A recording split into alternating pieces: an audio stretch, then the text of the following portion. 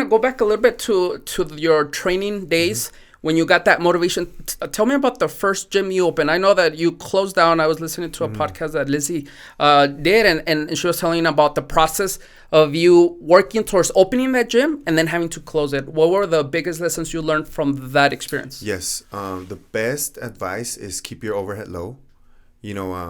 Sometimes I remember that the first rent that we had was 3,000, and we were outgrowing it. So I told my wife, let's go to a shopping center.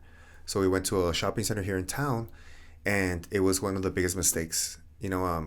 Towards the end of the lease, we were paying $8,000 a month. Wow. Our electric bill was one summer it was $1,600 a month because we had to refrigerate air, and our trainers used to want to refrigerate air all El Paso by leaving the door open. And you learn your lesson. Like nobody teaches you how to be a business owner unless you had parents that had businesses. So you kind of like deal with it, the fregazos as you go. And the more I've been reading too, it says that you learn more by doing that than in the classroom. Like, how they say these millennials after 1 year they want to open their own business, and sometimes they fall on their face. But guess what? That's a lesson that they wouldn't learn anywhere else, and that's what we've been doing. We've been learning. We're still learning stuff, right?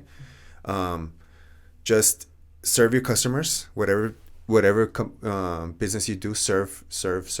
The Bible teaches us to serve each other, and I read a book that said, even if you don't believe in the Bible, if you follow all the principles, you'll be a good business owner. You know what I mean? And that makes a lot of sense. Now, did you get discouraged though when you had to close down? Did you say, you know what, maybe I can go back to trainer, to becoming like a regular trainer? And what is it that made you kind of like, okay, wait a second, let's go back to the original goal? What made you go back to that? What? My wife was like 100% everything. It's amazing how, it's what I tell my friends. Sometimes we talk about that, like gym, guy talk, and they're like, look at her, this and that. I'm like, bro, you know what? When you've been with somebody that has been with you when there's $1,000 negative in your bank account for months that you can't sleep because you don't know how to pay the bills, you're not going to lose that trust by sleeping with a girl, like whatever, It's when you find somebody that you can trust like that. Oh my God. Like, it's amazing, And my wife has always been, even when we opened our first gym, she told me, just me and you, we'll be the only trainers.